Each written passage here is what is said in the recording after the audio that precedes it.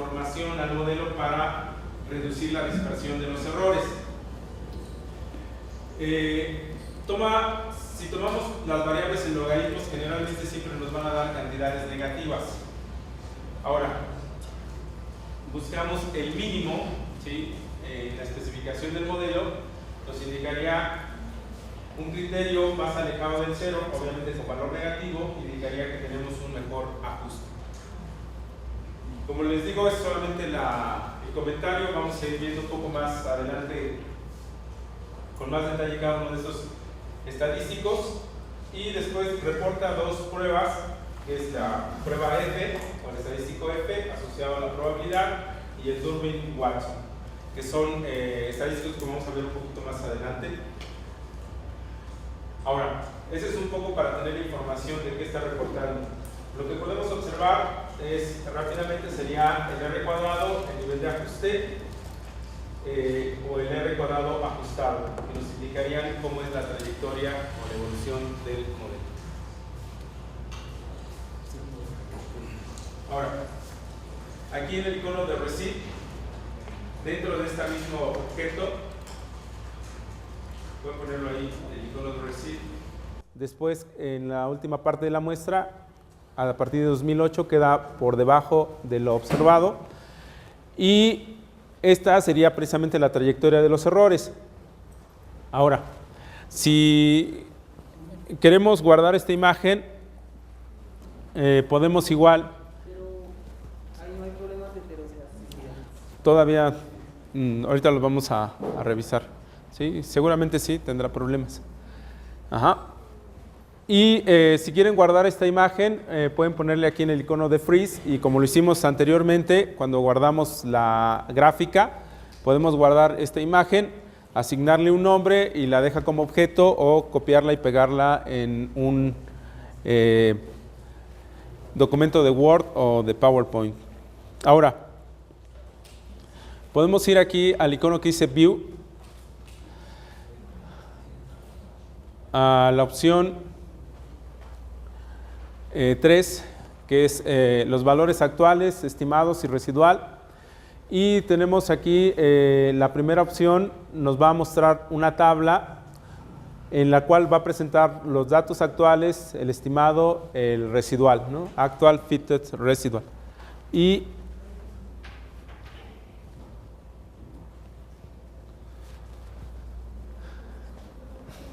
esto es lo que tenemos en escala logarítmica del consumo de gasolina, y esto es lo que reproduce el modelo con las dos variables que estamos incluyendo, y la diferencia entre el actual y el estimado sería precisamente el error o residual que nos genera el modelo, que serían estos. Y aquí al lado presenta la gráfica de los errores. ¿A view? No, en la ecuación. View. No, estaba bien. Minimice. Abrimos aquí la ecuación. Bien, para regresar a la ventana de los resultados estadísticos, solamente podemos oprimir este icono que dice Stats, y regresamos a la ventana de resultados de la regresión. ¿Sí? Bien. La que nosotros observamos hace un momento es la primera especificación que tenemos para calcular la elasticidad. No olvidemos que nuestro interés es calcular las elasticidades, saber cuál es la magnitud de las elasticidades, precio e ingreso. Ahora, en la especificación que estamos utilizando, simplemente estamos considerando ingreso y precio relativo en el periodo actual. Pero también podríamos suponer o considerar que hay un proceso de ajuste en el consumo de cualquier bien, en el sentido de que los agentes revisan el consumo anterior, o podemos decir que el consumo depende no solamente del ingreso y del precio relativo actual, sino que también puede haber algún ajuste que se realice con base en el nivel de consumo que se observó en el periodo anterior o en el año anterior. Ese tipo de especificaciones se conocen como modelos de ajuste parcial. Aquí no voy a detener mucho en el proceso de cómo se obtiene. Lo único que me interesa es detenerme en el resultado. Y lo que nos dice esta nueva especificación es que el consumo de gasolina va a estar en función del consumo de gasolina del periodo anterior, asociado precisamente a este proceso de ajuste parcial, y las variables que yo estoy proponiendo, que son el ingreso y los precios relativos de la gasolina. En este caso, voy a incluir o voy a cambiar la especificación o voy a agregar una nueva especificación al modelo, al análisis que estoy realizando. Bien, voy a hacer lo siguiente. Esta es la ecuación que propusimos, gas 1, le voy a minimizar o a cerrar aquí, y en la línea de comando ahora voy a especificar el siguiente modelo, la siguiente regresión.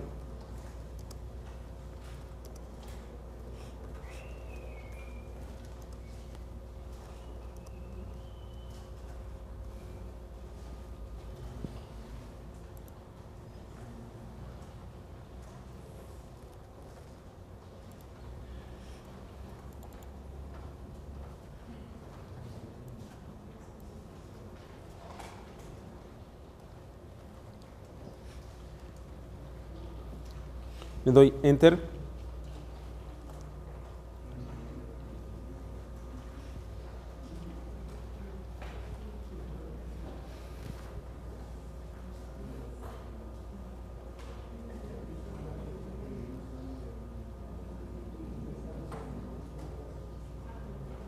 Ahora,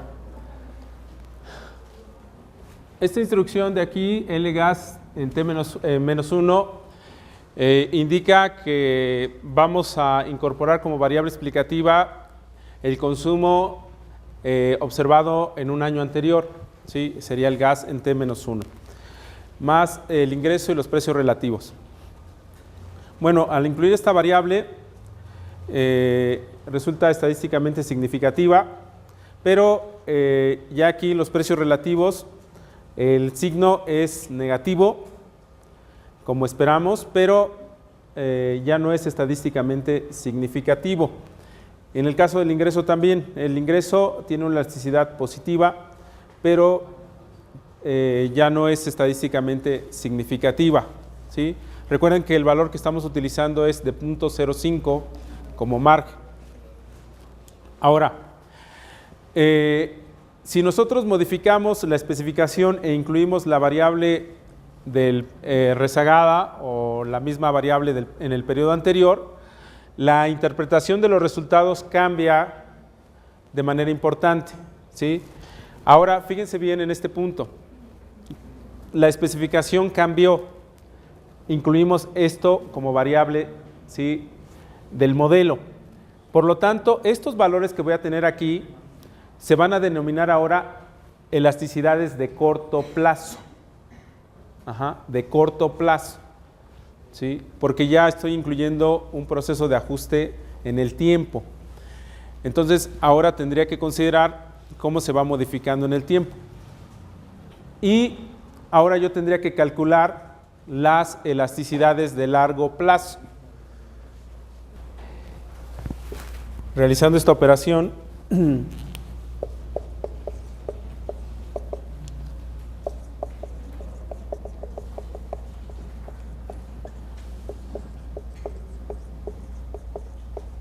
¿sí? El coeficiente aquí directamente me da la elasticidad de corto plazo. Para calcular la elasticidad de largo plazo, lo que tengo que hacer es dividir este valor entre 1 menos alfa 1, pero alfa 1 aquí es este valor que tengo aquí de 0.806, que es precisamente el valor del ajuste parcial, el coeficiente del ajuste parcial.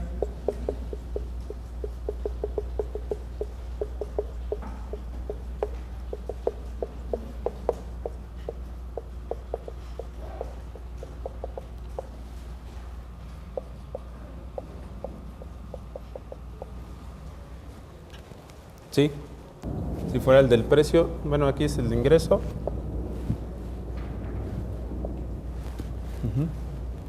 Sí. Cuando tengo una ilusión de que existe, de que el consumo hoy es explicado por el consumo pasado, Sí. pero también por otras variables significativas. O sea, no es un otro regresivo simple. Exacto. Sí, sí, sí. Porque considero que existen otras variables significativas que están influenciando mi demanda. Por eso uso este modelo de ajuste de oferta parcial. Sí, porque me interesa calcular la elasticidad precio. ¿Sí? Porque en realidad es la variable que yo necesito utilizar para ajustar o implementar algún mecanismo que pueda reducir el consumo. ¿Sí? Porque en realidad, ¿cuál podría ser algún instrumento adicional? Tengo muy pocos instrumentos en realidad, ¿no? Ahora, estamos utilizando aquí la parte que sea consumo de gasolina, pero lo podemos pensar también si fuera el consumo de agua, ¿sí?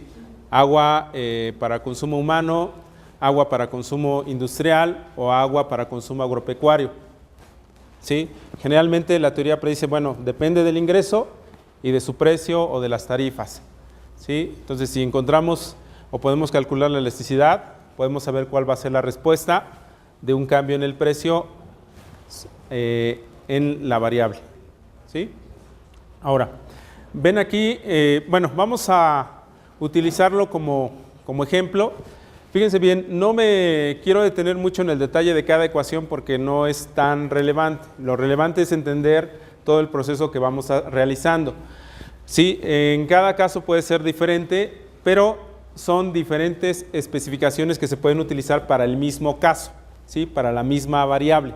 Y en este caso, por ejemplo, podemos observar que tiene un R cuadrado de 0.98, el R cuadrado ajustado también es de 0.98, la desviación estándar es mucho más pequeña en relación a la anterior ecuación. Lo que quiero es que ahora comparen, fíjense bien lo que van a hacer, comparar esta ecuación que acabamos de hacer, compararla con la primera ecuación que fue la del gas 0,1. Esta es nuestra primera ecuación que no incluye el ajuste y esta es nuestra segunda ecuación que incluye el consumo de gasolina de un periodo anterior. Si ven, los R cuadrados son mucho más altos, la desviación estándar de los errores es mucho más pequeña, igual que la suma de errores al cuadrado, y la función de máxima verosimilitud es mucho más grande en relación a la primera especificación. Si me baso en estos estadísticos, me estaría diciendo que esta segunda ecuación ajusta mucho mejor que la primera. ¿Sí? ¿Sí van siguiendo el razonamiento? En ese caso, estaría diciendo, bueno, esta segunda especificación es mucho mejor desde el punto de vista estadístico que esta. ¿Sí? Aunque en este caso, también tengo la ventaja de que puedo calcular las elasticidades de corto y de largo plazo, ¿sí? Porque también pueden ser importantes para la discusión. Ahora, puedo igual aquí, en mi segunda ecuación, vamos a ponerle un nombre para irla asociando. Vamos al icono de name y vamos a poner aquí EQ-gas 02. Vamos a poner 02, sí, está bien 02. Pero recordemos que esta es la de ajuste. Y en este caso voy a ir al icono de receipt en la 2, en nuestra ecuación 2, para observar cómo ajusta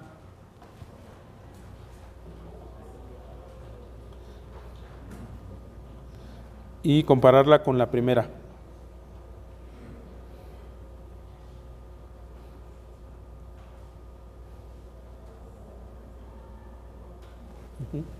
Entonces, en la segunda ecuación, si ustedes pueden observar, hay precisamente como indican los estadísticos, un mejor ajuste, un mejor seguimiento, no se desfasa tanto que en la primera.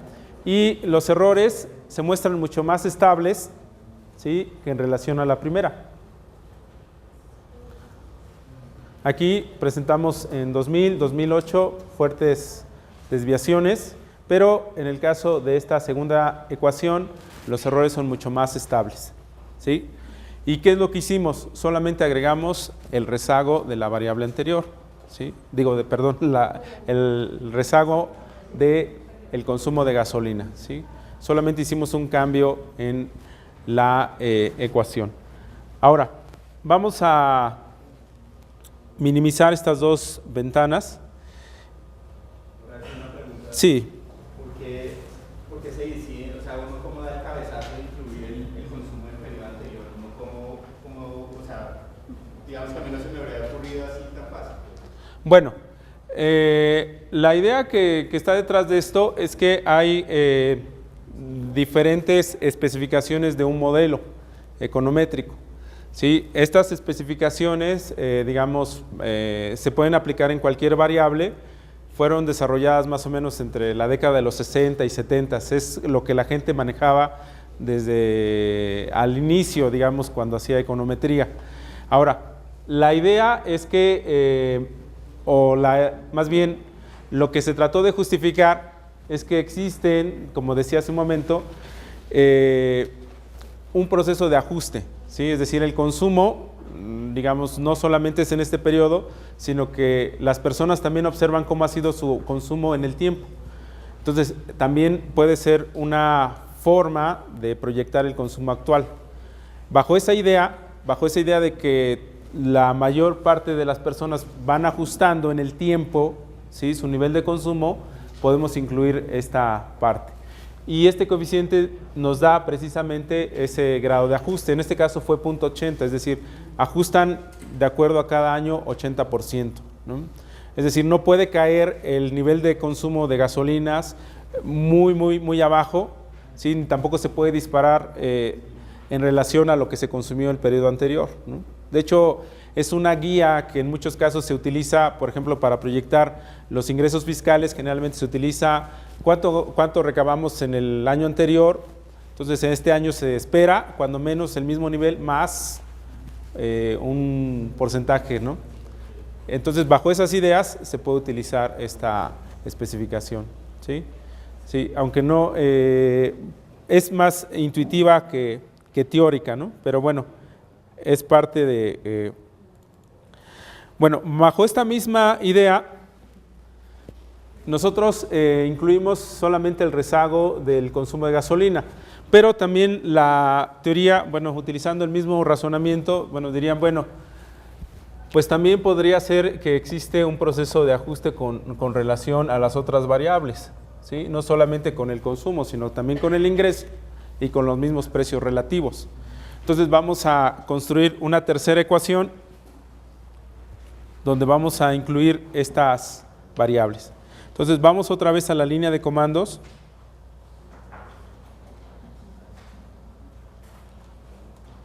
Voy a poner aquí ls. Voy a poner igual las primeras variables ly y lprg. Y ahora voy a incluir tanto lgas en -1, ly en -1 y lprg en -1. Bien. Ahora, no solamente estoy incluyendo el valor rezagado del consumo de gasolina, sino también el valor rezagado del ingreso y de los precios relativos. En principio, bueno, tengo que ver, aquí la constante no es estadísticamente significativa. Los precios relativos en el periodo actual tampoco son estadísticamente significativos, pero y tampoco los del periodo anterior. Si parecería que los precios no explican mucho, ya incluyendo otras especificaciones, el consumo de gasolinas, o responden muy poco en este caso para este país en concreto, ¿sí? Ahora, otra anotación, por favor. En cada especificación se modifica un poco el cálculo de las elasticidades, ¿sí? En este caso, vamos a tener también elasticidades de largo plazo y elasticidades de corto plazo. Pero para calcular las elasticidades de corto plazo, voy a sumar los coeficientes de cada variable. Es decir, para obtener la elasticidad de corto plazo de los precios relativos, aquí le voy a poner elasticidad de corto plazo, voy a utilizar o a sumar el coeficiente asociado a el logaritmo de los precios relativos, que en este caso sería menos 0.023, más, ¿sí?, el logaritmo de los precios relativos en el periodo t-1.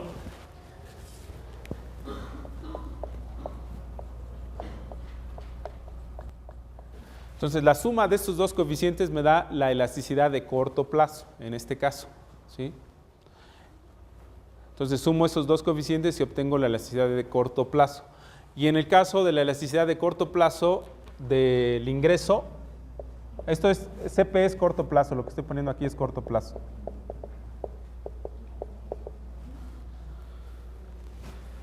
Correspondiente al ingreso sería igual el coeficiente,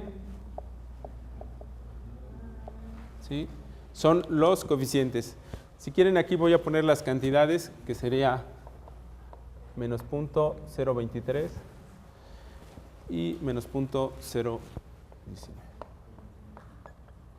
Y aquí tendría 0.505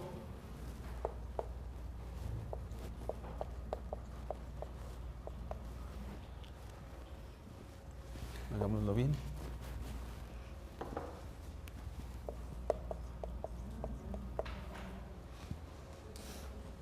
Menos 0.371. ¿Sí?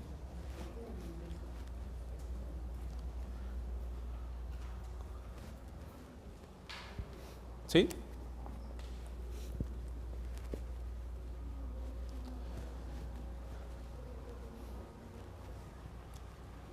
Ahora, para obtener las elasticidades de largo plazo, estas cantidades que estoy obteniendo aquí, o las elasticidades de largo plazo, ¿sí?, para el caso de los precios, ¿sí?, tendría que dividir este resultado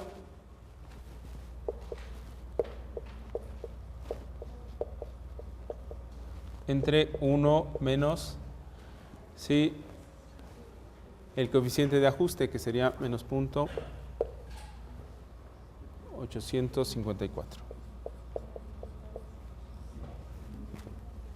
¿Sí?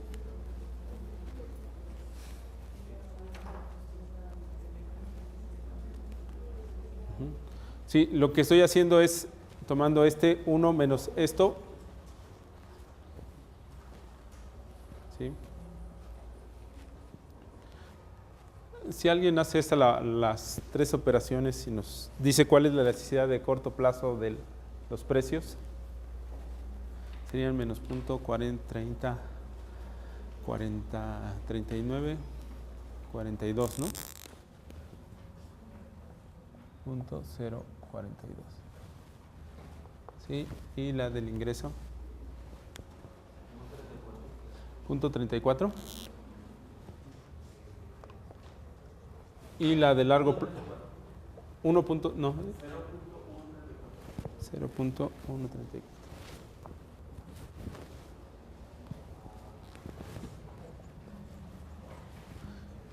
Y la de largo plazo de los precios sería dividir menos 1.042 entre esta cantidad, 1.2875. ¿Sí? ¿Sí? Bien. En la literatura hay una discusión relevante entre determinar si se trata de elasticidades de corto plazo, de largo plazo, de manera inmediata en cuánto podríamos afectar el consumo de gasolinas y cuánto tendríamos que esperar para que lleguemos a un nivel o cuánto tendríamos que esperar para que se llegara a la elasticidad de largo plazo, ¿sí?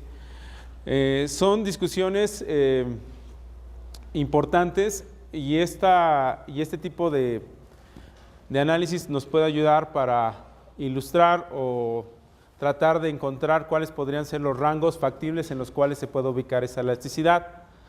¿Sí? Ahora, igual, podemos revisar los estadísticos. Quiero que revisen los estadísticos de ajuste con relación a las otras dos, ¿sí? O con relación a la primera, por ejemplo, para no Aquí el R cuadrado es mucho más alto que en los anteriores.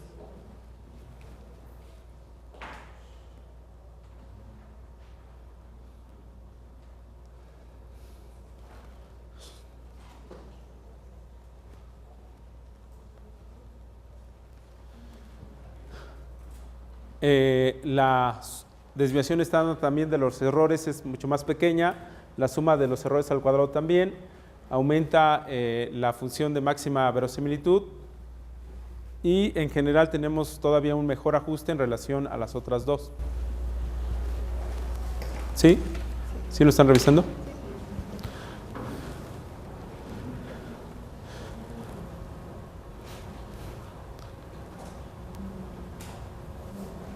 ¿Preguntas, dudas?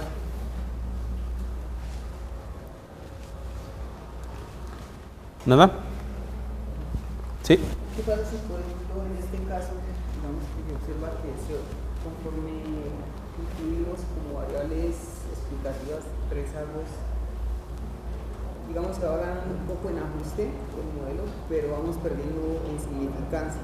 Sí. Entonces, ¿cuál sería el por el ajuste o por la significancia?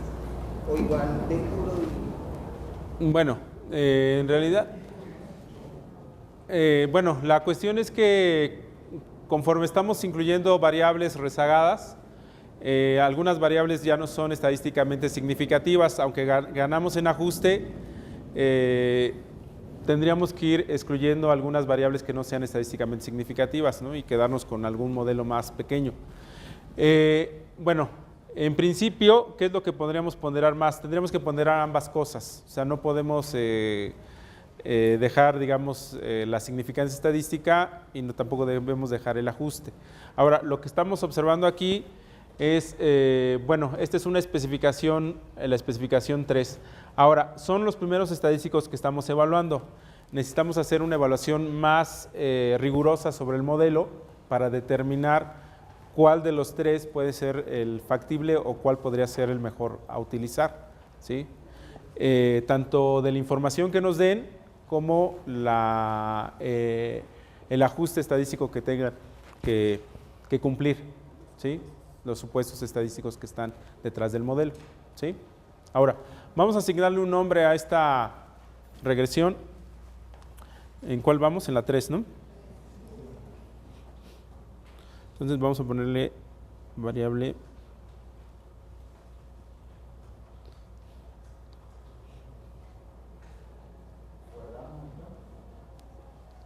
sí, le vamos a poner el nombre en el icono de name. Voy a cerrar las otras que tenía.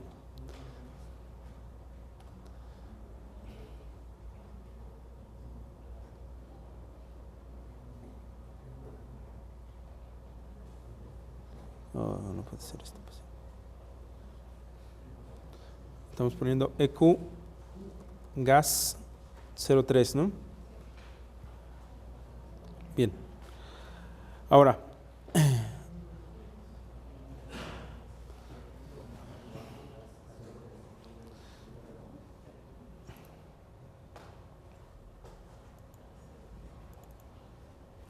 bien. Hay otra especificación, bueno, estamos utilizando las variables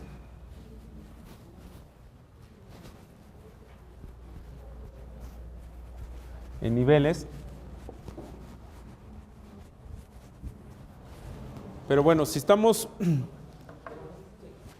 considerando o buscar las elasticidades, una sugerencia podría ser utilizar directamente las tasas de crecimiento de las variables.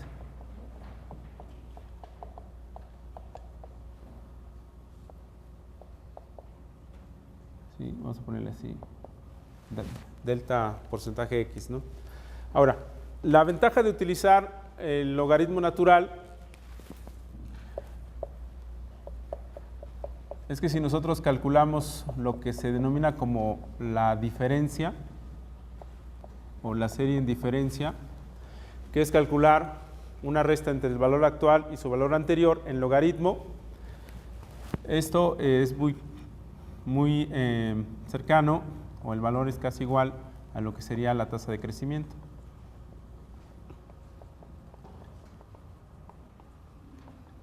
¿Sí?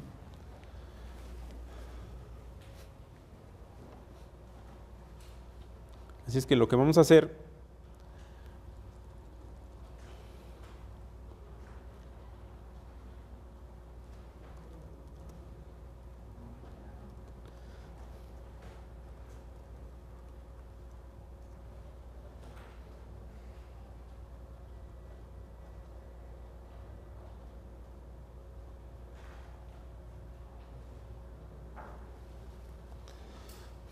vamos a generar estas series ahora como diferencias. Y vamos a utilizar la siguiente instrucción.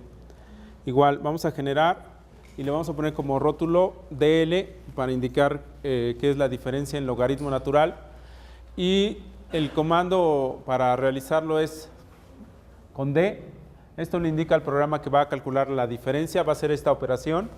¿Sobre qué variable? Entre paréntesis colocamos la variable. Ajá.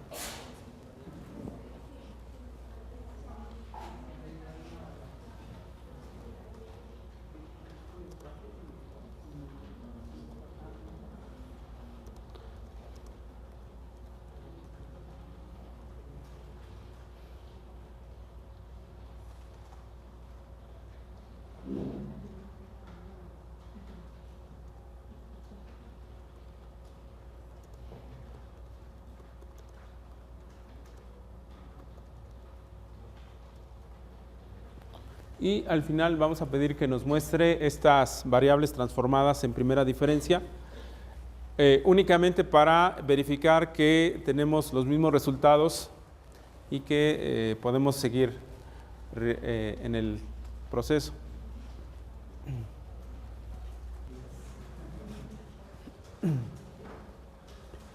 Bien, ahora si ya tenemos las series transformadas en primera diferencia, vamos a estimar esta cuarta, ¿sí? Ok, ¿cuál vamos? ¿4 o 3? 4. Sí, en esta nueva especificación en la cual vamos a incluir, así lo vamos a poner, de la diferencia, no, vamos a ponerla así con delta.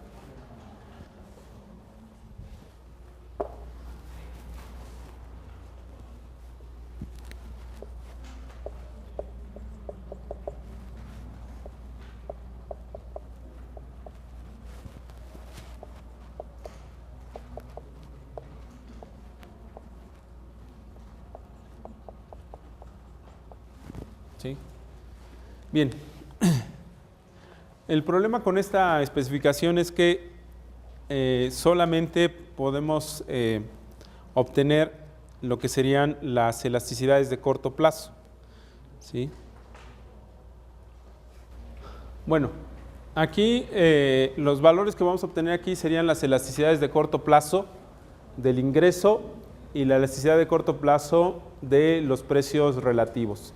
Ahora, aquí solamente es significativa la variación del ingreso, la variación de los precios no es estadísticamente significativa, aunque tiene el signo correcto, tiene que ser negativo en este caso, pero el ajuste es mucho más pequeño, es de 0.19 el R cuadrado, se pierde un poco en la parte del ajuste, tiene la desventaja de solamente calcular las elasticidades de corto plazo, pero es una forma también alternativa de calcular los valores, ¿sí? Es una forma muy rápida de calcular los valores.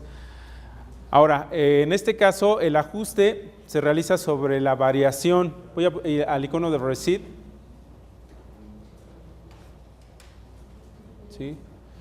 Ahora, el ajuste se va a realizar con respecto a la variación, ya no sobre el nivel, sino lo que observamos aquí serían los valores observados de la variación del consumo y los valores estimados por el modelo de la variación del consumo.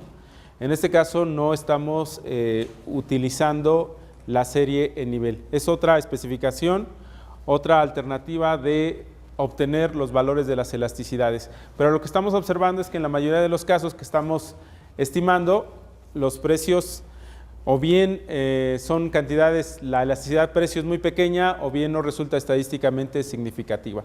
Pero podríamos tomar los valores de las elasticidades de corto plazo de las 4 especificaciones que llevamos y obtendríamos más o menos un rango de valores en los cuales se debe mover la elasticidad precio, ¿no? Entre menos 0.20 a menos 0.05, algo así, ¿no? Entonces no es mayor incluso a menos 0.20, ¿no? En ningún caso es mayor a menos 0.20 en términos absolutos, ¿sí? Es decir, la respuesta al consumo de gasolina en los precios es muy baja. Vamos a asignarle un nombre a esta ecuación. Vamos en la 4, ¿no? EQ-gas 04.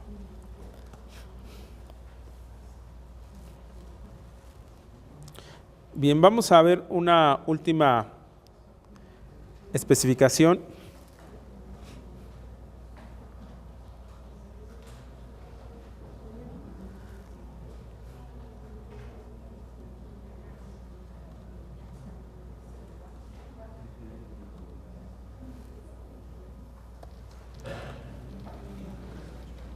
Vamos a ver una última especificación. Podríamos estar realizando algunas otras, pero digamos serían las básicas que vamos a ver. Pero vamos a ver esta, que va a combinar el hecho de poner las variables en primera diferencia y los rezagos de las variables también en primera diferencia.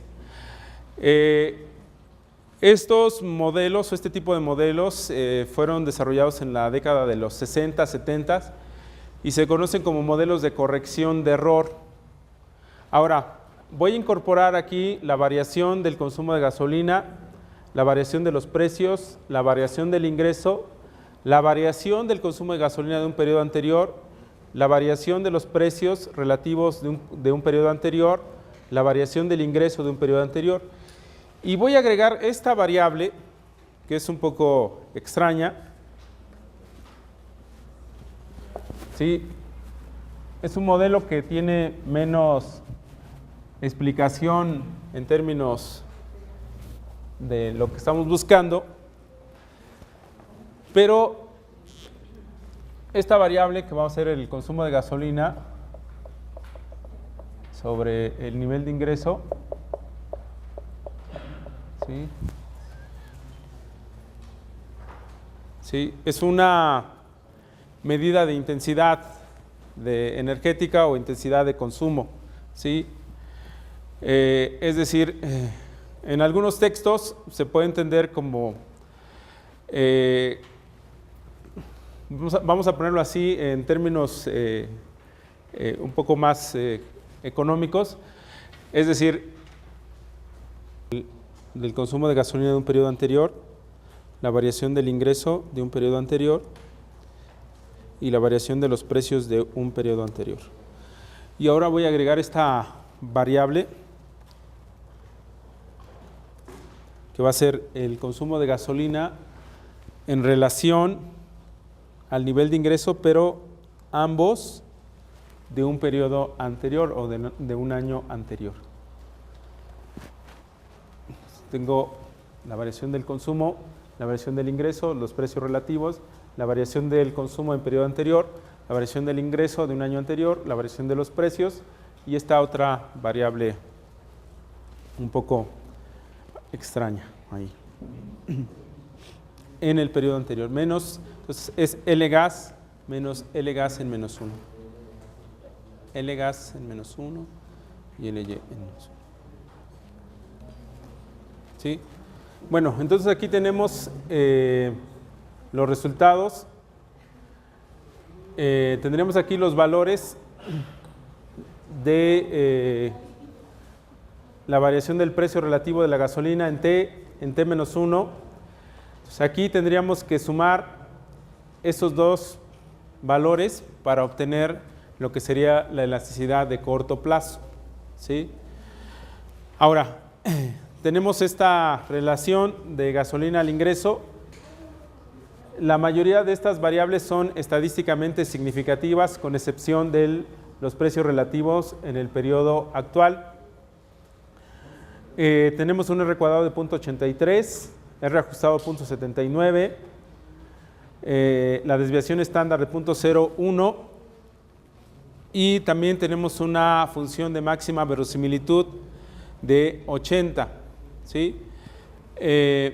Vamos a asignarle un nombre a esta ecuación. Quiero que vamos en la 5, ¿no? Nada más para tener aquí el orden.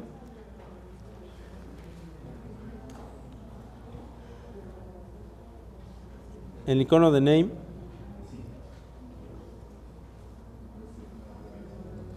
EQ gas 05.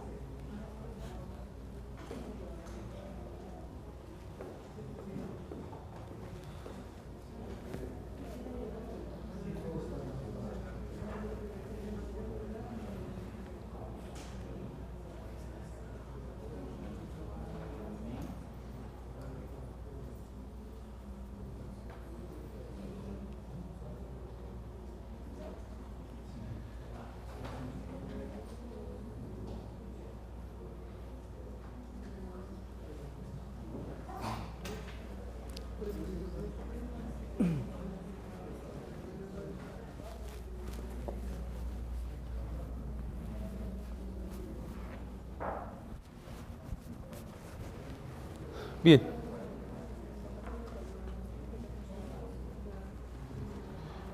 Vamos al icono de receipt para ver cómo ajusta el modelo a las variaciones. Aquí tenemos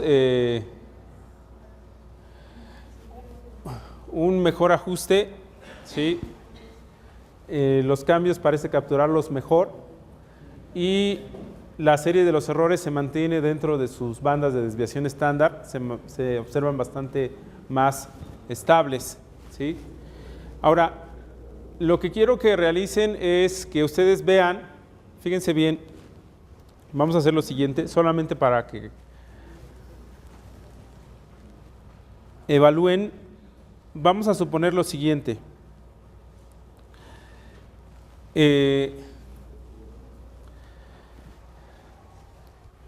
Que si solamente consideráramos las medidas de ajuste, ¿sí? ¿Cuál de las 5 ecuaciones sería la más adecuada? ¿Sí? Solamente revisen las medidas de ajuste, ¿sí? La primera columna. Revisen en los 5 casos. Si ustedes tuvieran que decidir, digamos, es lo que les han pedido, calcular las elasticidades, y dicen, bueno, tenemos que decidir por cuál y utilizar esa para calcular las elasticidades.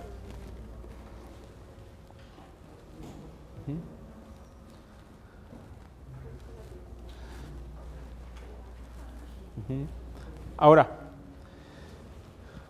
pueden revisar los estadísticos de ajuste. Ahora, la otra opción que tenemos aquí del lado derecho es utilizar los criterios de información, ¿sí? Vamos a buscar aquella ecuación donde el criterio de información sea el mínimo, ¿sí? ¿Sí? El mínimo. O podemos considerarlo como el valor absoluto, ¿sí? Del criterio de información. Podemos seleccionar cualquiera de los criterios. Por ejemplo, vamos a tomar como referencia el de Akaike. ¿Sí? ¿A qué me refiero? Recuerden que está en negativo, en un signo negativo, por lo tanto, si lo tomamos en valor absoluto, sería una cantidad positiva. Entonces, quiero que de las 5 ecuaciones que tienen aquí, revisen cuál tiene el criterio de información más alto, es decir, cuál es el que aporta mayor información, ¿sí? ¿Cuál es el que ajusta mejor?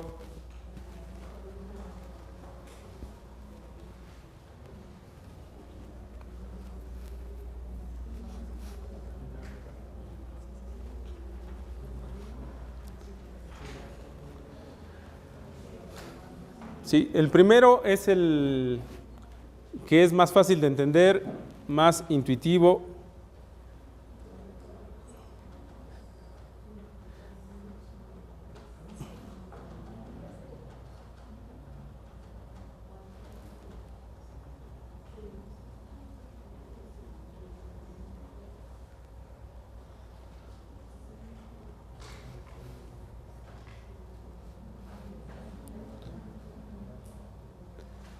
Pero el criterio de información es el más bajo, ¿no?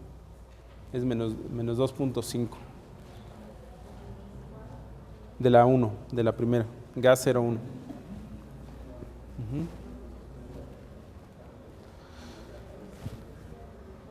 ¿Sí?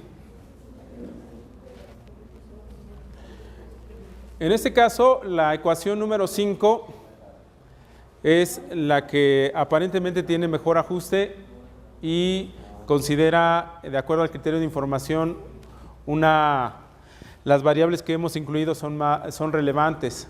¿Sí? ¿Sí están de acuerdo o no? Sí, exacto. Ajá. Para tomarlo como valor absoluto, para tomar como guía.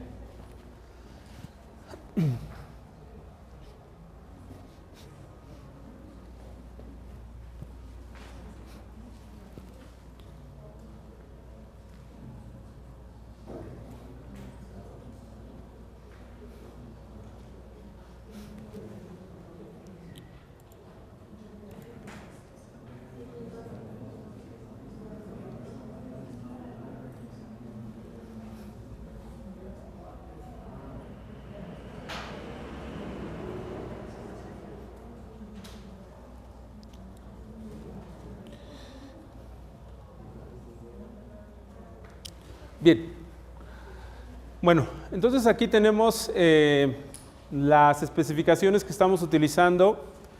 Son 5 especificaciones. El objetivo es encontrar una explicación sobre el consumo de gasolina con variables que puedan ser utilizadas como instrumentos. En este caso estamos considerando los precios relativos de la gasolina. Hemos estimado 5 modelos con las mismas variables, solamente lo único que hemos cambiado es la forma en la cual intervienen cada una de las variables. El modelo intuitivo es el primero, el 0,1, ¿sí? Que solamente considera los precios relativos y el ingreso. Es lo que podemos entender de manera más clara y que podemos explicar también de manera más sencilla. Depende de los precios y del ingreso, y lo que obtengo aquí son las elasticidades precio y la elasticidad ingreso. Cuando incorporamos el valor rezagado del consumo de gasolina, estamos asumiendo un proceso de ajuste. Dijimos que había los agentes revisaban el consumo que habían tenido en el periodo anterior y con base en ello tomaban decisiones para el periodo actual. Es un poco más fácil de entender, pero cuando empezamos a trabajar, incluyendo también los rezagos de los precios relativos de la gasolina y del ingreso, bajo la misma idea, pero también ya es un poco más difícil de entender, de suponer que en el tiempo hay un proceso de ajuste tanto de precios, de ingreso. Cambiamos a una forma mucho más básica, en la cual solamente incluimos las tasas de crecimiento de cada una de las variables, tratando de identificar lo que serían los precios relativos de la gasolina. Pero tampoco obtuvimos un mejor ajuste. No hay mucho sentido en la parte de los precios relativos de la gasolina. El coeficiente es muy pequeño, todo se va al ingreso, y evaluamos o consideramos esta última especificación que se denomina como modelo de corrección de errores, donde incluimos las variaciones, pero las variaciones también en el tiempo, en T-1, y esta variable de intensidad de consumo de gasolina, y que en los estadísticos aparece como un mejor ajuste con mayor información, pero la manera de explicar o de encontrarle un sentido es mucho más difícil, ¿sí? Ahora, dentro del modelo econométrico hay una serie de supuestos estadísticos que deben validarse, que deben probarse. Y para determinar si ese modelo es el adecuado, tiene que cumplir con todos estos criterios desde el punto de vista estadístico. Generalmente es que los errores se distribuyan como una normal, no tenga problemas de heterocedasticidad, no tenga problemas de autocorrelación, no tenga problemas de cambio estructural. Y una vez que cumpla con esos criterios estadísticos, puede ser utilizado para fines de simulación o de pronóstico, ¿sí? Ahora, el problema que tenemos aquí es que tenemos que movernos en dos ámbitos. Por una parte, tenemos que encontrar un modelo que tenga cierta lógica, que pueda ser intuitivo, que pueda ser utilizado, pero por otra parte, si seguimos en el rigor estadístico, tenemos que encontrar un modelo que cumpla con todas las propiedades estadísticas, que pase las pruebas y que pueda ser utilizado. Tenemos que combinar ambas cosas, ¿sí? Ese, digamos, es el problema en sí de lo que sería un modelo econométrico. Lo que es la econometría en sí, esa es la base o el problema esencial, ¿sí? Encontrar un modelo que tenga intuición, que sea fácil de entender y de explicar, pero que a la vez tenga las propiedades estadísticas necesarias para considerarlo como una buena representación, ¿sí?, de los datos observados, ¿sí? ¿Sí se entienden estas ideas, estos conceptos? ¿Preguntas, dudas? Ahora, entonces lo que tenemos que hacer es utilizar, lo que vamos a hacer más bien es, primero vamos a ir revisando las pruebas y los supuestos y vamos a aplicarlos a cada una de estas ecuaciones. Vamos a ir revisando el supuesto y la prueba para tener, digamos, con qué sustentar la conclusión sobre cada uno de los modelos, ¿no? Entonces, bueno, aquí nos vamos a dejar.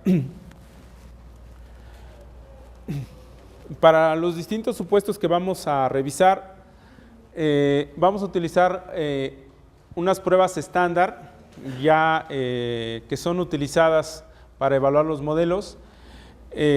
Digamos, no es un curso teórico donde tengamos que ver todas las propiedades de la prueba y qué significa, o ir a las tablas y encontrar la distribución del estadístico y demás. No, vamos a utilizar una prueba y vamos a aplicarla en el software y vamos a ir identificando qué problemas tiene cada una de las ecuaciones y después vamos a tratar de sacar una conclusión de cuál sería el mejor modelo desde el punto de vista estadístico, ¿sí?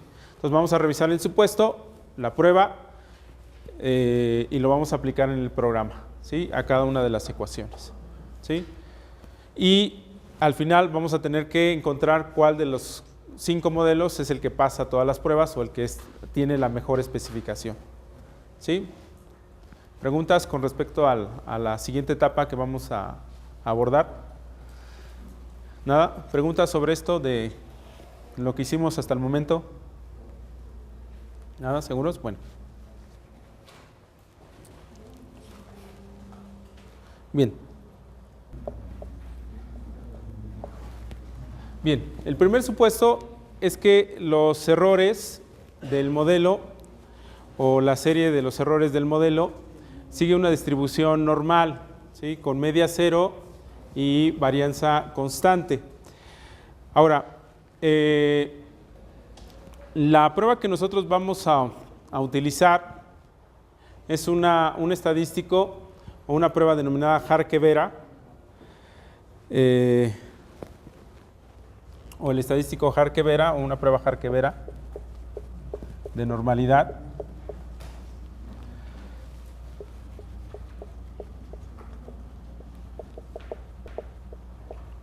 ¿Sí?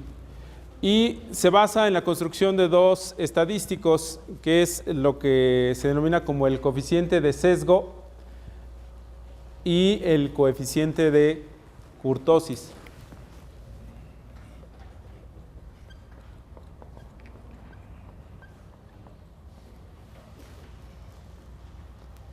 Vamos a ponerle así.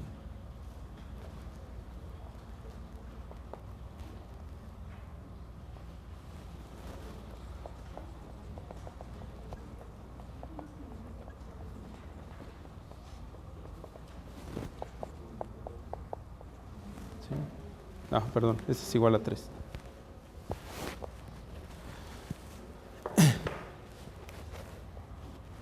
Sí.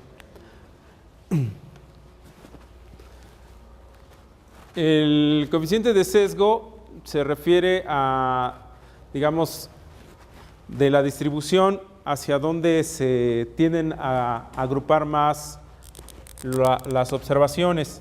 En términos de la distribución, podremos pensar que tiene un sesgo hacia el lado derecho o hacia el lado izquierdo con respecto al valor central, entonces sería el sesgo. Y en el caso de la kurtosis, pues más bien se refiere a la forma de la distribución. Si está más aplanada, vamos a ponerlo así. Si tiene una forma en la cual parece como un plato boca abajo, o parece más bien estirada, ¿no? más estirada. ¿Sí? Entonces tenemos aquí un problema de kurtosis. Sí, y la intermedia sería la campana, precisamente, ¿no? Y uno más alargado tendría un problema de kurtosis, o un exceso de kurtosis. ¿Sí? Y en el caso de una normal, el coeficiente de sesgo es igual a 0 y el coeficiente de kurtosis es igual a 3. Bajo esta idea se construye un estadístico que va a probar si en la distribución de los errores ya calculados para el modelo de regresión, el coeficiente de sesgo es igual a 0 y el coeficiente de kurtosis es igual a 3. Si hay alguna diferencia que sea significativa, nos va a indicar la prueba que los errores no siguen una distribución normal. Pero si la diferencia no es significativa, es decir, que efectivamente sea igual a 0 o se puede considerar como igual a 0 e igual a 3, los errores podemos concluir se distribuyen como una normal y cumple con el supuesto de normalidad, ¿sí? Bueno, ahorita lo vamos a revisar. Vamos a abrir la ecuación 1.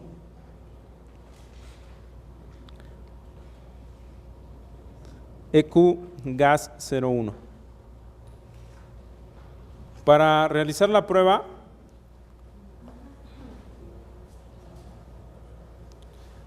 vamos a abrir la ecuación 1 y en el icono que dice View, estamos en la ecuación 1, en la ecuación EQ gas 01.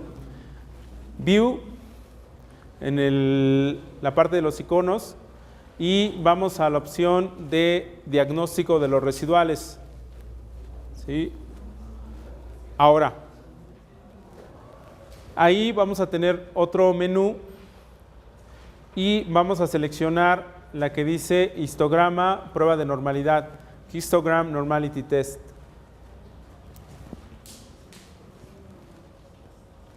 Digamos, esa es la ruta de los comandos que vamos a utilizar. Abrir la ecuación, view, residual diagnostics, histogram normality test. Y van a tener una ventana de diálogo donde aparece el histograma de la serie de los errores. Lo que tenemos aquí es el histograma de la serie de los errores. Ahora, de este lado tenemos una serie de estadísticos, nos indica que es la serie de los residuales o de los errores, el tamaño de la muestra, el promedio de los errores, la mediana, el máximo, el mínimo, la desviación estándar, y después aquí aparecen lo que sería skewness, que es el sesgo o el coeficiente de sesgo, y después kurtosis, que es el coeficiente de kurtosis. Para considerar como una normal, habíamos dicho que el sesgo tenía que estar, o el coeficiente de sesgo muy cercano a 0 o igual a 0, y el coeficiente de kurtosis muy cercano a 3. Ahora, se construye un estadístico con base en estos dos resultados, que se conoce como el estadístico Harke-Vera, ¿sí? Y el resultado del estadístico es este, que tenemos aquí, que es .6298. Ahora, ¿cómo vamos a determinar si pasa o no pasa la prueba? Lo que tenemos que hacer es que, o considerar que el estadístico Harke-Vera sigue una distribución de una chi cuadrada con 2 grados de libertad. Ahora, la ventaja del programa es que nos muestra la probabilidad de rechazo. Así es que en este caso, voy a ponerlo aquí en la pizarra.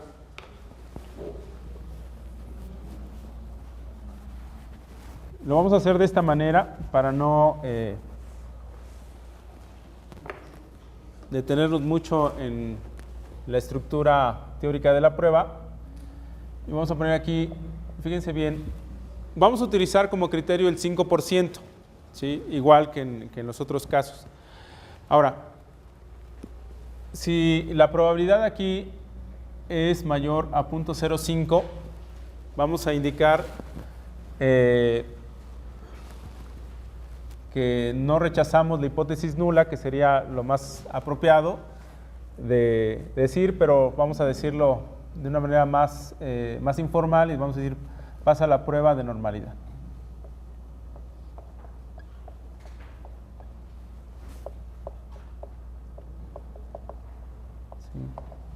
Sí. En términos formales sería que no rechaza la hipótesis nula, ¿no? No rechaza la hipótesis nula o no hay evidencia para rechazar la hipótesis nula.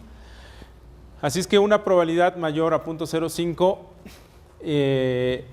indicamos que los errores se distribuyen como una normal, ¿sí? Entonces pasa la prueba de normalidad, ¿sí? Que sería el primer supuesto que vamos a revisar. Ahora, en caso que la probabilidad fuera menor a 0.05, el 0.05 es el 5% de nivel de significancia que estamos fijando. En este caso, si sucede que es menor la probabilidad 0.05, en términos formales sería, se rechaza la hipótesis nula de que estas dos condiciones se cumplan, pero vamos a dejarlo así en términos de que no pasa la prueba de normalidad.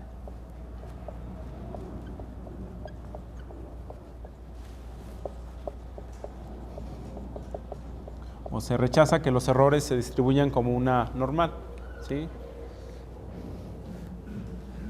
Dependiendo de cómo hagamos la parte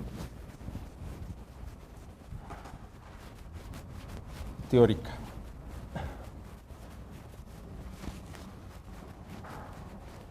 ¿Sí? ¿Sí se entiende el resultado? ¿Sí se entiende la lógica de la prueba? ¿Preguntas? ¿Sí? La prueba se basa en determinar si el coeficiente de sesgo es igual a 0 y el coeficiente de kurtosis es igual a 3. Es de manera conjunta. Se plantea una hipótesis donde se cumplen las dos condiciones, se construye un estadístico denominado Harke-Vera y este tiene una distribución de chi cuadrada con 2 grados de libertad. Se buscan las tablas, pero el programa ya nos indica la probabilidad de rechazo. Si la probabilidad es mayor a 0.05, decimos que pasa la prueba de normalidad. Si es menor a 0.05, diríamos que no pasa la prueba de normalidad. En este caso, el ejemplo que estamos utilizando para la ecuación 1, podemos concluir que pasa la prueba de normalidad, ¿sí? Ahora, yo les voy a pedir para que demos seguimiento, fíjense bien, Vamos a hacer lo siguiente. Les pediría que hicieran una hoja en Excel o en Word, donde ustedes mejor les parezca. Y de este lado, ustedes van a poner aquí la ecuación. Por ejemplo, en una columna, aquí van a poner EQ-gas 01. Esto es para llevar un seguimiento de lo que estamos haciendo. Y aquí vamos a poner normalidad. ¿Sí? Y ustedes van a reportar aquí el estadístico Harke-Vera, que en este caso es .629. Y aquí, entre paréntesis, ustedes van a poner la probabilidad, .729.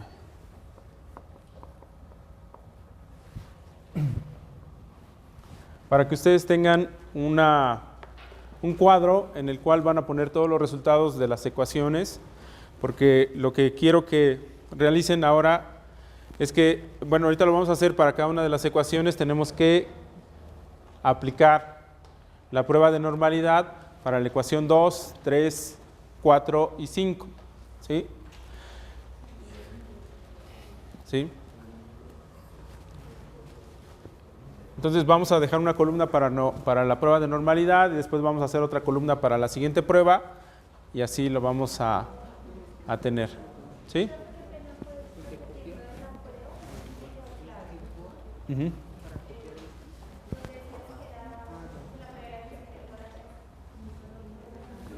Bueno, aquí este coeficiente de sesgo tendría que ser igual a 0 y este coeficiente de kurtosis igual a 3.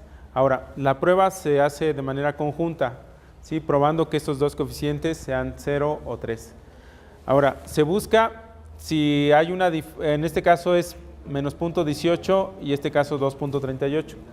Lo que hace la prueba es determinar si la diferencia con respecto al 3 y con respecto al 0 es estadísticamente significativa. Si no es estadísticamente significativa, pasa la prueba. ¿Sí? Uh-huh. Bueno, me indican que tenemos el almuerzo, ¿sí? Pero bueno, van a dar las indicaciones aquí los colegas. Quería a Claudia que nos ayude con información para Pues la facultad tiene una cafetería y el almuerzo es bastante económico, vale 5.500. Si no quieren almorzar acá, entonces cruzando, no sé si por dónde entrar, por la entrada de la 30 con 45, que es la entrada principal más cercana, cruzan el puente, ahí hay un puente amarillo, y a mano izquierda hay varios lugares donde sirven almuerzo. Hay uno bajando, hay unas escaleritas en ese puente que se llama Sama, ahí el almuerzo cuesta más o menos 13 también vamos de tiempo, súper bien, vamos. Espero que sí. Está como en 8. Sigue y hay uno que en un segundo piso que se llama Caoba, que cuesta no sé como 9.000. Y al frente hay un restaurante peruano que el almuerzo está en 10.000. Hay varios y también hay comida rápida. ¿Y el descuento en el cual te digo? El descuento, sí.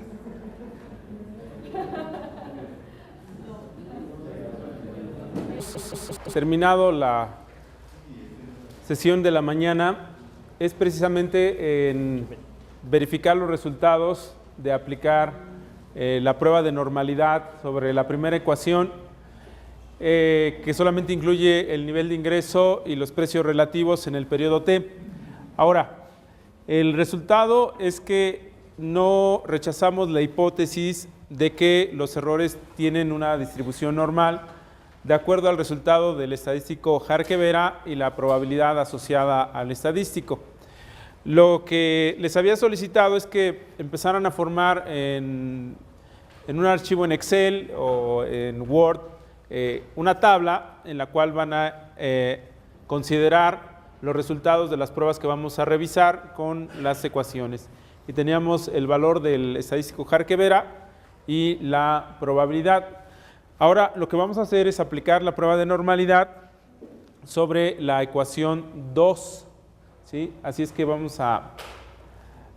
a cerrar esta ventana que corresponde a la ecuación 1, y en la ventana donde están los resultados voy a abrir la ecuación gas 02.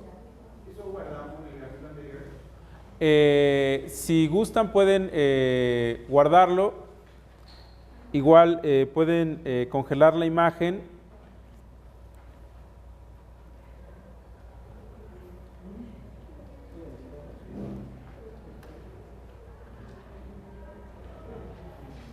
Aquí.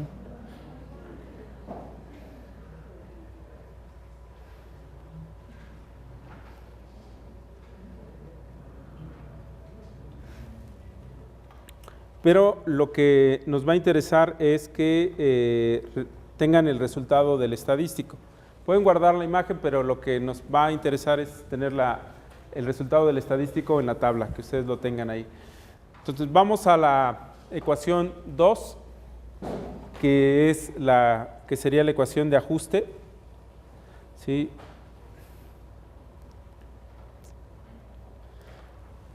Igual, en este caso vamos a ir al icono otra vez de View, diagnóstico de los residuales y el histograma y la prueba de normalidad. Estamos en la ecuación 2. ¿Sí? Bueno, aquí igual vamos a revisar lo que sería el estadístico Jarque-Vera y la probabilidad. Así es que ustedes en la tabla que están formando, van a poner aquí en la siguiente línea, ecuación gas 02, el estadístico Jarque-Vera, que es 0.700, y la probabilidad asociada a la distribución del G cuadrado. ¿Sí? Y en este caso, también no rechazamos la hipótesis de que los errores se distribuyan como una normal. Así es que nuestra ecuación 1, la ecuación 2 no tienen problemas en ese sentido. Vamos a aplicar la prueba en la ecuación 3. O sea, lo que vamos a hacer es revisar ecuación por ecuación aplicando primero la prueba. ¿Sí? Entonces, si voy muy rápido o algo, me lo hacen saber, o ¿sí? Si hay algún problema o si alguien necesita o realiza alguna consulta. En la columna de normalidad hacemos la operación, multiplicamos ambos coeficientes. En O lo dejamos así, en la tabla que estamos formando. No, aquí en realidad lo que estamos indicando es que tenemos el estadístico y al lado tenemos la probabilidad, que sería el entre paréntesis. Ajá. Lo que queremos indicar es que en el reporte de la evaluación que hagamos de las ecuaciones, aquí cuando ustedes presenten una tabla de resultados, podrán observar qué ecuaciones pasan qué pruebas, ¿no? Únicamente presentando el estadístico y la probabilidad. Ya hemos dicho que una probabilidad mayor a 0.05 pasa la prueba y una probabilidad menor de 0.05 decimos que no pasa la prueba. ¿Sí? ¿Sí? Entonces solamente para indicar cuándo pasa o no. ¿Sí? ¿Algo más? ¿Alguien iba a preguntar algo más? No. Bien. Voy a abrir la ecuación 3, EQ gas 03. Y en este caso otra vez voy a View, Residual Diagnostics, Histogram Normality Test. ¿Sí? Bien. La prueba de normalidad es, digamos, de las menos exigentes en términos de la especificación del modelo. ¿Sí? Aquí igual, vemos el estadístico, pasa la prueba. Entonces lo mismo hacemos con la ecuación 3, con la ecuación 4 y con la ecuación 5.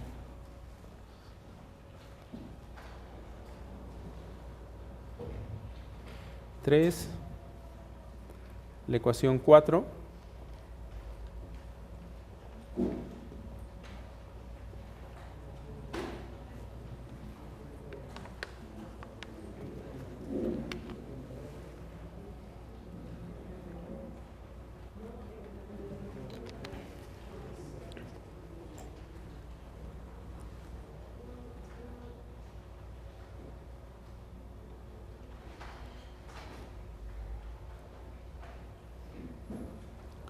Y ahora tenemos la ecuación 5.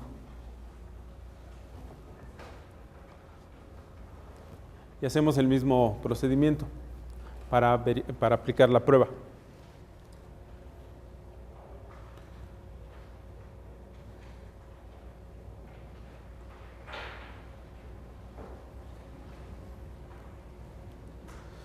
Bien, las 5 especificaciones no tienen el problema de normalidad, así es que podemos pasar al siguiente supuesto.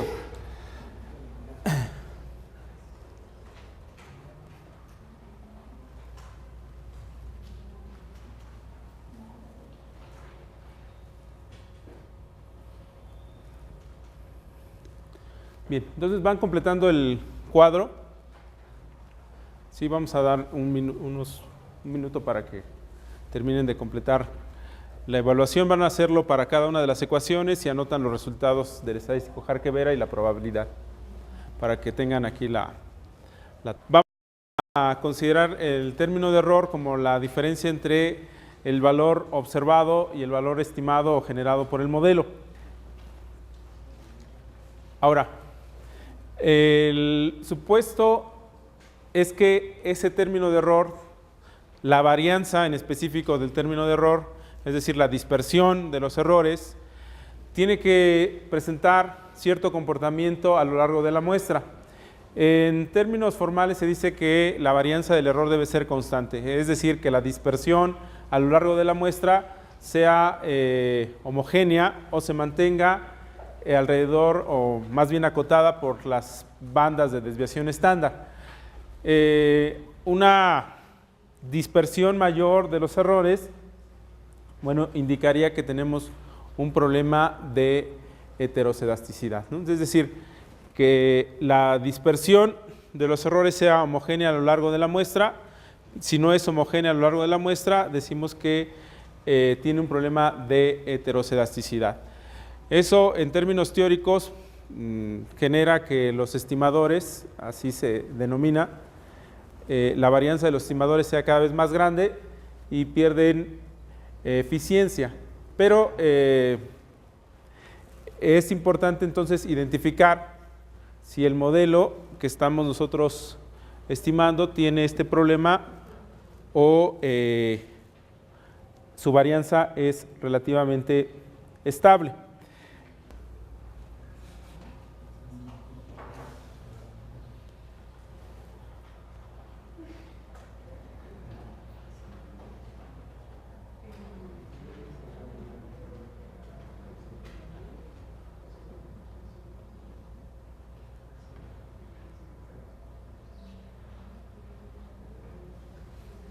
Entonces, en la ecuación 1 pedimos la gráfica de los errores en View, Actual Fitted Residual Graph, y después congelamos esa imagen para generar esto.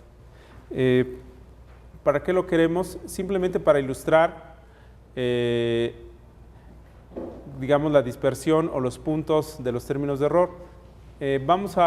Sobre la imagen que tenemos aquí de esta gráfica, sin título todavía, vamos a dar un doble clic sobre la imagen para abrir las opciones sobre la gráfica.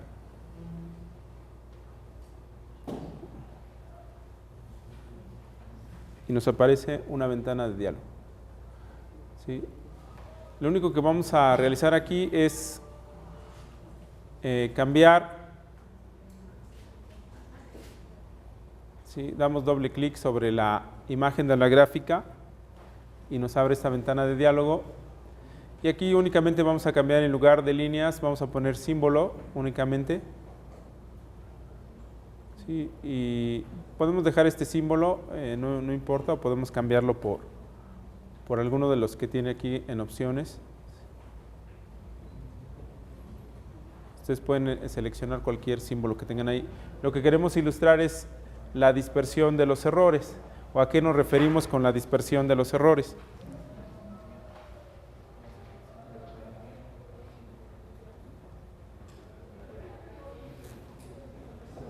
Damos el botón de aceptar.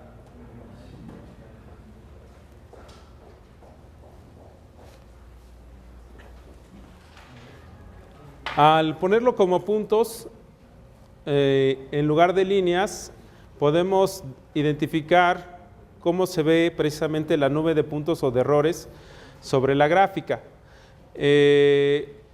Si la dispersión de los errores estuviera acotada o se mantuviera dentro de las bandas, me podría indicar que la varianza del error es relativamente estable a lo largo de la muestra.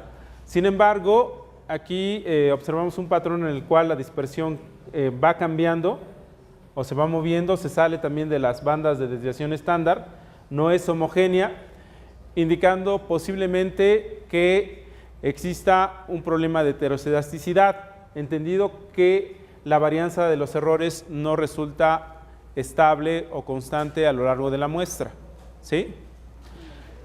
Vamos a asignarle un nombre a esta gráfica, vamos a ponerle ahí name, en name.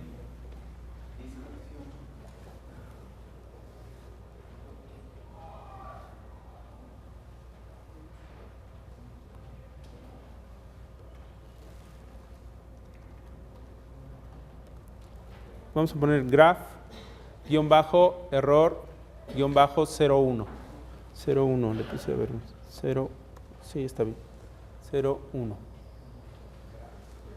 Graph, error, 01.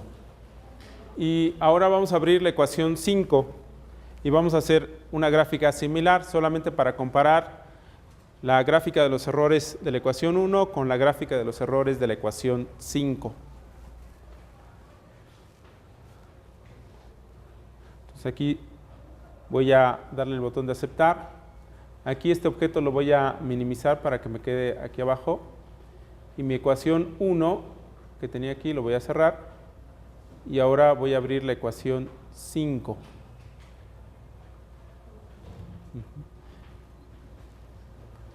Y en la ecuación 5 también voy a hacer lo mismo en términos de construir la gráfica.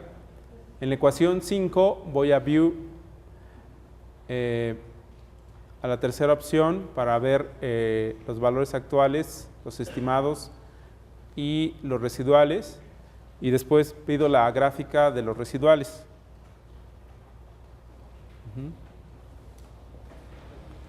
Aquí tengo la gráfica de los residuales de la ecuación 5 y vamos a hacer un proceso similar. Vamos a congelar la imagen en el icono Freeze.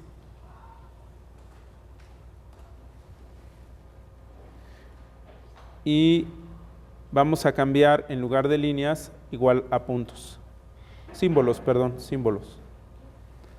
Recuerden que aquí una vez que congelamos la imagen, damos doble clic sobre la imagen de la gráfica. Nos abre esta ventana de diálogo con las opciones para cambiar sobre la gráfica. Y en lugar de línea vamos a indicarle que nos deje solamente símbolos. Y cambiamos, bueno, ponemos el símbolo que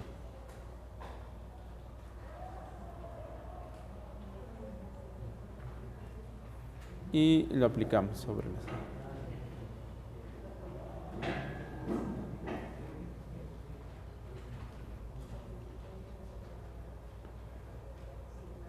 Damos el botón de aceptar.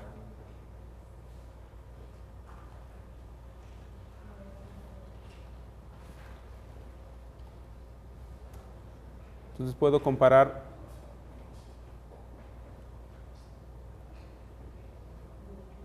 ambas gráficas.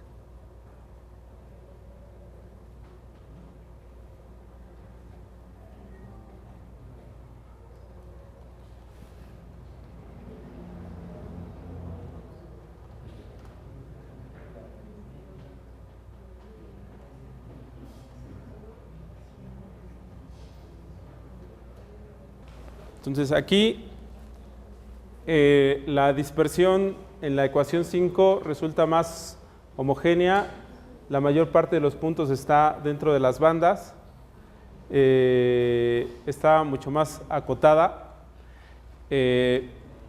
Aquí tal vez tengamos, si ustedes observan aquí, tal vez tengamos una visión diferente si consideramos los valores de las escalas. Todos están alrededor del 0, pero en este caso la escala es mucho más pequeña, más acotada entre menos 0.05 0.02 y 0.02. Aquí tendríamos entre menos 0.05 y 0.05, es decir, es mucho más abierta en la gráfica para los errores de la ecuación 1 en relación a la gráfica de los errores en la ecuación 2.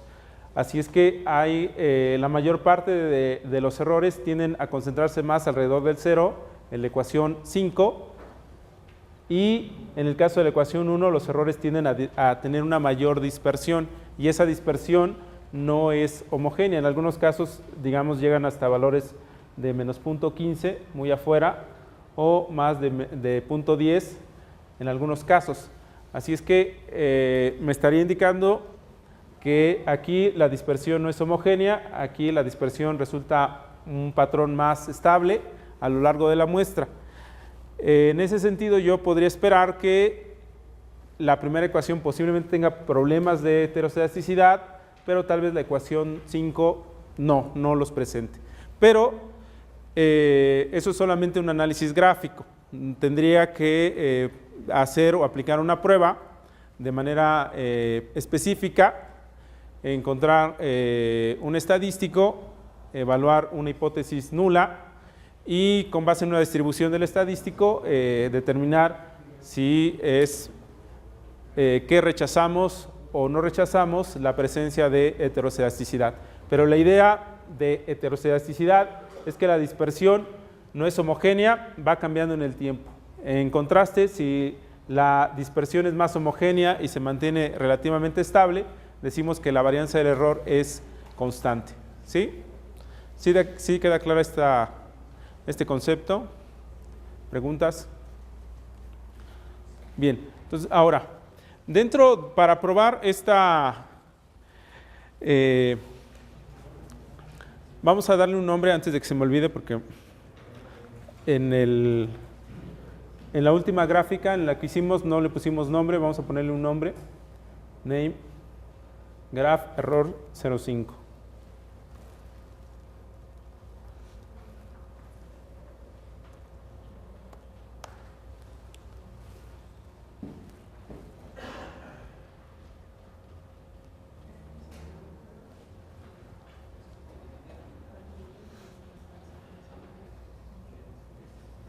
Bien, vamos a revisar dos pruebas o vamos a aplicar dos pruebas para determinar si el modelo presenta o no presenta problemas de heteroscedaticidad. La primera prueba que vamos a revisar se conoce como la prueba de White de heteroscedaticidad. Esta prueba asume como hipótesis que la heteroscedaticidad del error se puede explicar en función de las variables del modelo, es decir, que la heteroscedaticidad o la varianza del error se debe a que precisamente las variables tienen una alta dispersión y en consecuencia el error reproduce ese comportamiento o ese patrón y se refleja en un problema de heteroscedaticidad. Hay dos especificaciones que se hacen dentro de esta misma prueba, que es la de términos no cruzados y la de términos cruzados. Nosotros vamos a utilizar la que se denomina como términos cruzados, que incluye tanto la varianza de las variables explicativas como la covarianza de estas mismas. ¿Cómo la especificamos o cómo se especifica? Déjenme checar aquí. Déjenme checar, sí. Vamos a ver la de términos cruzados. En este caso vamos a considerar que tenemos una regresión con dos variables explicativas, x y z. Nuestra variable dependiente es y. Lo primero que tenemos que hacer es estimar el modelo por mínimos cuadrados ordinarios, tomar la serie de los errores. Una forma de obtener la varianza de los errores para fines de las pruebas es calculando los errores que obtenemos de la estimación y elevando al cuadrado, ¿sí? Y de esa manera podemos calcular o revisar lo que sería la varianza del error. como una serie o como una variable a explicar. El siguiente paso es lo que se conoce en la especificación de los modelos econométricos, una regresión auxiliar para la prueba. ¿En qué consiste esta prueba? En tomar estos errores precisamente al cuadrado que reflejan la varianza en función de las variables explicativas del modelo, tanto x y z, pero también se incluyen elevadas al cuadrado porque esto también aproxima su varianza, la varianza de x, esto también elevado al cuadrado sería la varianza de z, y cuando se multiplican entre ellas indicaría la covarianza, ¿sí?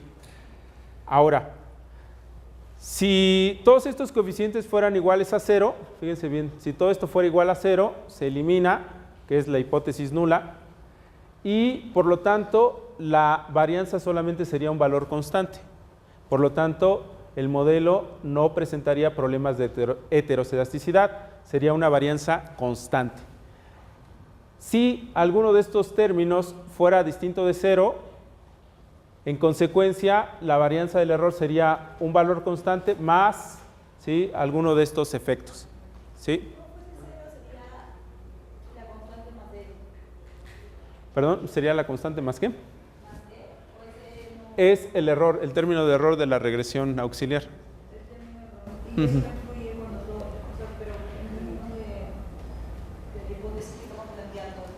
No, porque este se asume que tiene media 0 y varianza constante. Ajá. ¿Sí? ¿Algo más? Bien, entonces lo que necesitamos hacer es probar que efectivamente los errores tengan una varianza constante. En este caso utilizamos un estadístico F estadístico,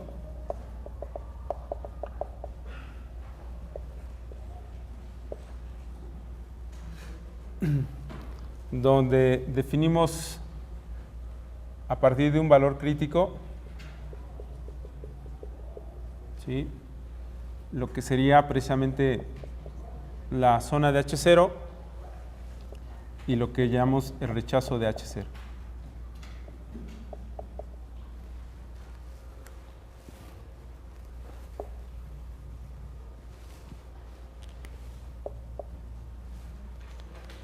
Y que en términos más simples podemos señalar, aquí vamos a decir no hay heteroscedasticidad,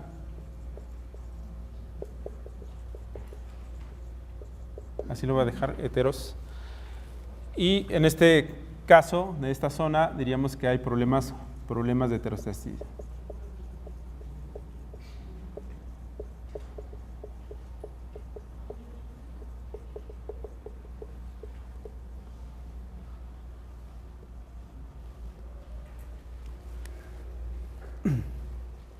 Bien, este valor crítico igual lo vamos a considerar al 5%, por lo tanto, cuando revisemos en este momento la prueba, nosotros vamos a utilizar, el programa nos va a generar la probabilidad y por lo tanto también vamos a tener este criterio, ¿sí?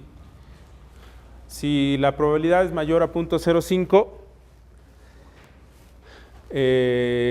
estaríamos en el caso de que no rechazamos la hipótesis nula y de manera más simple vamos a ponerlo, no hay problemas de heteroscedasticidad. No hay problemas. Así lo vamos a poner, o no hay heteroscedasticidad. ¿Sí?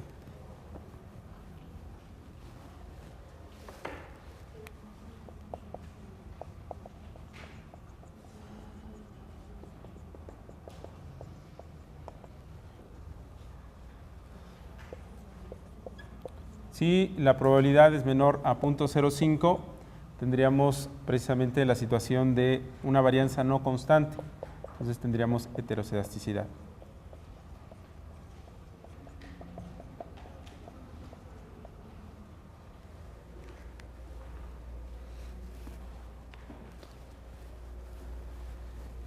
Bien, entonces vamos a utilizar un estadístico F, se definen las regiones de no rechazo y de rechazo, con base ya en esta especificación que hemos comentado.